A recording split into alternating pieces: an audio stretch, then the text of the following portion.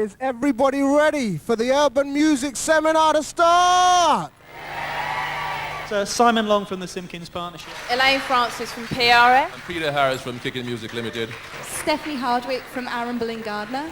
Joe Pigeon from Touch Magazine. When you're trying to sign someone, is it important that they have an accountant advising them, a lawyer with them, manager, all that kind of stuff? Well, if you're into R&B and you're going to deal with mega box, then you need a really mega lawyer and a mega manager. Because otherwise you'll be ripped off. So I think it's really important to get an accountant, or if not get one, actually just go and speak to one, even if it's just for an hour or two up front, to get things sorted, even before you've started earning anything. Don't get your boyfriends or your girlfriends to manage you. That's the first Everyone thing. hear that? Don't get your friends involved in this. This is a business. It's a very serious business. Avoid a bad management. Because a guy can talk a good talk, doesn't mean he's a good manager. But who knows my name? Who knows my number?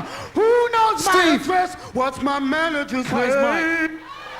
Go through the whole procedures before you sign the dotted line. Our manager wouldn't sign us unless we signed to his publishing company as well. We sold our publishing for £1. Jazz, you know, you've come all this way. How on earth did it begin? We was heavily involved in the blues scene, you know, from days of Chicken, you know, and all them kind of man there early.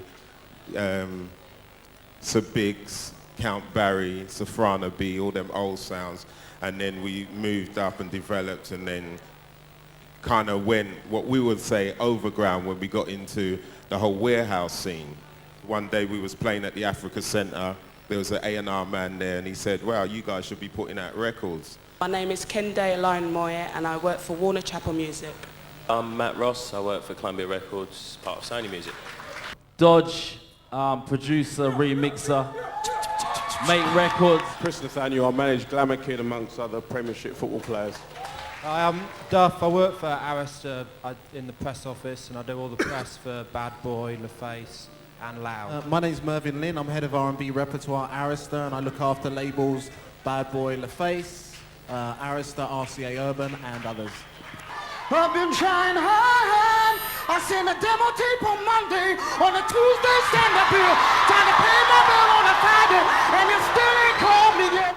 Everybody's got to work hard. It never stops. Even when you're in, it never stops. I spent a lot of time gigging with my band and putting in work and trying to learn this craft, this How skill many years? Of 5 years. Even when you're signed, it's not plain sailing. You do still have to battle with your record company. The artist is actually paying for it. You pay for it in the long run. Make sure you're writing your stuff because that is where the money is. But believe me, we are not millionaires. What then can he do to get signed if he hasn't got enough to get the Chris Polish demo tape that you guys, he feels would appreciate? Try and do it different, like have 12 tracks, don't play the whole tune because the record company can hear from the first verse to the chorus that is a good tune. I wouldn't think that you have to rely on major labels as well. If you believe in what you're doing and you think it can sell, then print up your own vinyl, take it around the shops, you know. We always cut our dubs and our specials, so that's how the whole thing evolved. We had to diffuse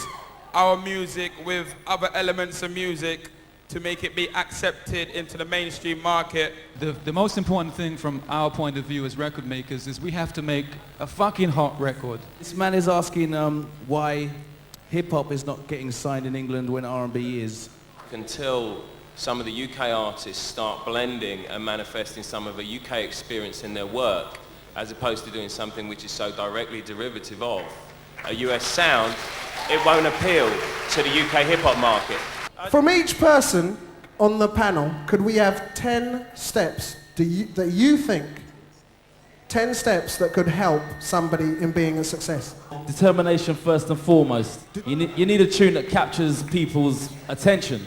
No one can get anywhere alone. Nobody does it alone. And I think, you know, I think it really boils down to have a fucking great song and be a great act, you know. Create your own buzz, and the other thing is make sure you've got a good manager. It's all about R&B at the end of the day. It's the best music in the world. It is the best music in the world, and we've got to do whatever we can to take it forward for the millennium.